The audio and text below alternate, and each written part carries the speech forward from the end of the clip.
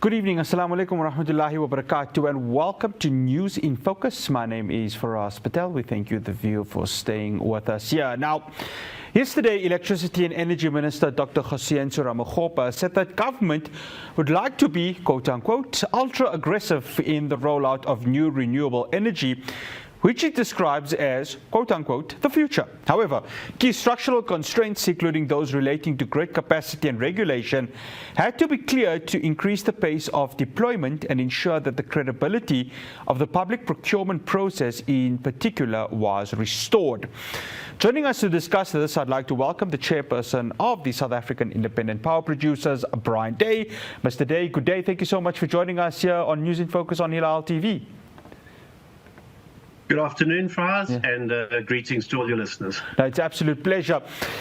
Mr. Day, the timing of all of this, right timing, or was just something that could have been done a few months ago, given that we've seen South Africa really come out of this load shedding phase in quite a rapid turn? Yes, indeed. First and foremost, to Mr. Hussein Ramokgopa, his Deputy Minister, Samantha Graham-Marie, to the DDG, Thabo Kekana, and everybody involved. Yesterday was a groundbreaking event. It really illustrates a reaching out to business in a whole new way. The government representatives were there to listen. They really do want to solve the problems. Mr. Ramokgopa is an engineer himself. He wants fact-based input, and he wants to solve the problems. In terms of could it have been done sooner? Well, yes.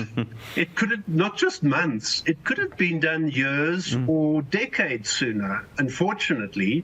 But Mr. Ramokgopa is new in his new position. While he was supporting in electricity from the President's office for just over a year, in terms of the 7th administration, he's now the Minister of Electricity and Energy in the Government of National Unity. And really, in the spirit of the Government of National Unity, he has reached out to business in different areas of the energy sector. He's previously had a focus on the nuclear industry.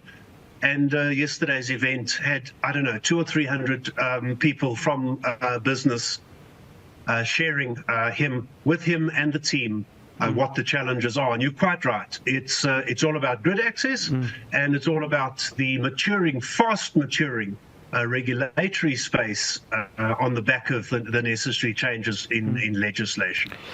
Mr. Day, I mean, I had an opportunity to drive to Cape Town earlier this year, and I saw, passing areas within the Northern Cape, these wind-powered energy, and you could see quite a lot of them happening.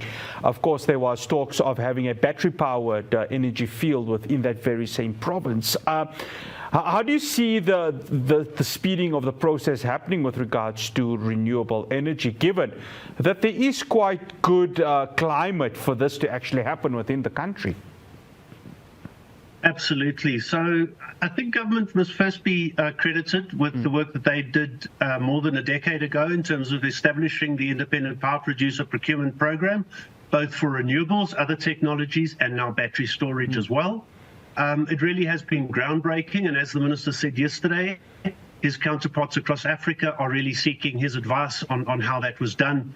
And in fact, not just Africa, it's lauded across the world in terms of the effectiveness of very stringent rules, but that's what business responds to very well. You've now had additional regulatory and very recently legislative changes. The changes a couple of years ago was specifically around exempting private power producers from having to qualify to license with NERSA under Section 34 of the Electricity Regulation Act. And they now simply have an obligation to register. That was towards the end of 2022. And importantly, the cap for projects that could then register instead of license was lifted from 1 megawatt to 100 megawatts initially in the middle of 2021. End of 2022, it was removed completely. Even more importantly, the constraint that you could only sell to one off-taker was removed. Now, that immediately diversifies your risk amongst multiple off-takers, like any other business would want to do. And even more importantly, would allow you to replace a defaulting buyer. And you therefore only need 3 or 6 months of credit security time enough to actually make that change. That has led to a burgeoning development of new projects. A number of the big corporates are buying, Sasol, Exxaro, Tronox, Anglo, all wanting to procure. And along with the legislative changes, which actually changes the very foundational act, and in which this registration opportunity is actually entrenched, and that was signed by the president recently and is about to be implemented. Of course, all of this dramatic change puts a huge new requirement on, let's call it the NTCSA, that yes. part of Eskom Holdings, which has now been created as a separate entity, a subsidiary, and on NERSA, the regulatory authority, to get up to speed to allow for the implementation of the vast amounts of renewable energy power production that we need and which is possible. Mr. Day, the credibility of public procurement, that is, of course, something that needs more thorough supposed thought when you come to think of it, because we've seen 10 or 15 years ago, with the way procurement was occurring in Eskom, of course, just seemed to be out of control. Dare I say, also corrupt activities were occurring. For now, how does this procurement need to be done in an ethical way so that independent power producers who want to contribute towards the grid are done so in, number one, an ethical way, and also in a way which can contribute to the increasement of the grid to the country? On the ethical side, there has not been an ounce of corruption that I'm aware of or has been in the media in the Renewable Energy Independent Power Producer Procurement Program. Credit to the IPP office, which is a collaboration between DMRE, the energy part of DMRE, which of course now shifts to electricity and energy, National Treasury, and facilitated by the DBSA.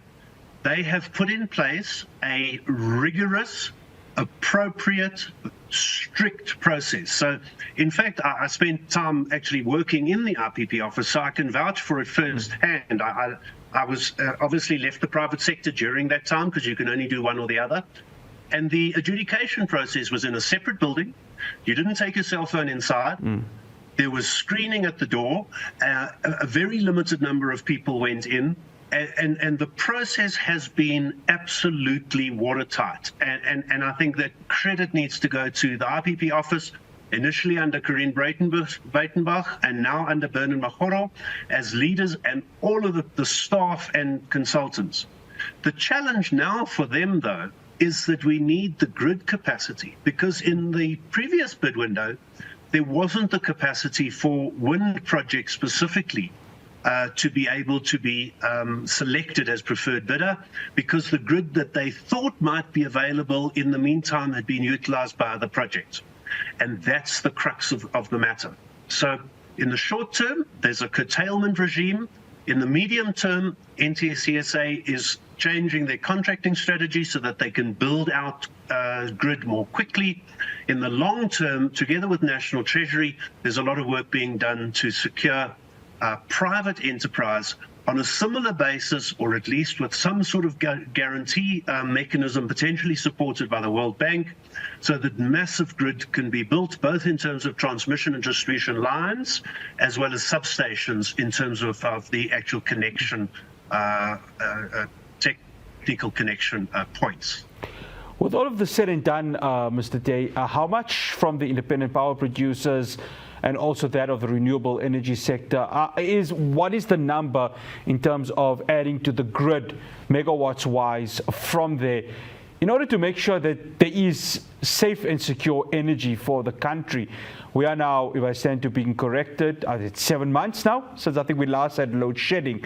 And I think everyone would like that to continue. So what is the amount of energy per megawatt that this sector is looking to contribute towards the grid to make sure that South Africa has energy security going ahead? Very interestingly, in fact, the acting head of the NTCSA, Skeppers, yesterday shared some data with us, which was really intriguing. 17 terawatt hours, so that's 17 million megawatt hours, was provided from renewable sources on the grid in the last financial year of Eskom. That's almost 10% of the energy. So the renewable sector is starting to play a significant role in terms of reducing load shedding.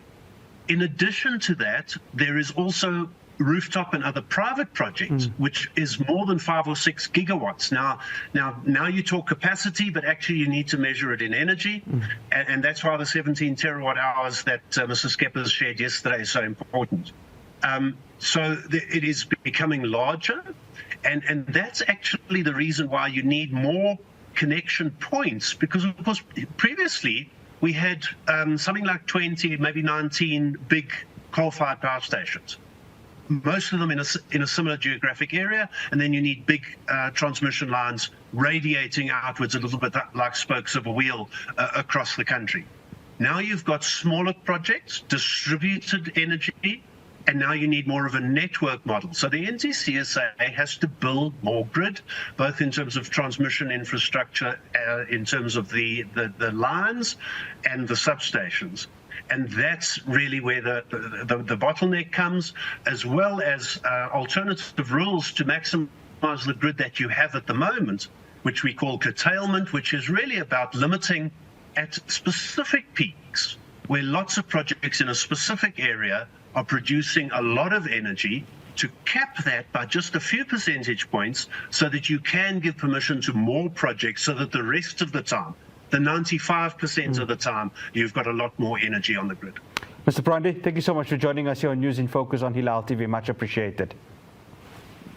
Thank you very much. That's Brian Day, the chairperson of the South African Independent Power Producers. After the break, we're going to be talking energy. We're going to be talking Eskom, but from a medical perspective, I'm going to be speaking to a young boy from Vryburg with regards to a new portable automated healthcare device which earned him 2 prestigious awards at the Eskom Expo for Young Scientists International Science Fair. Do stay tuned to that conversation.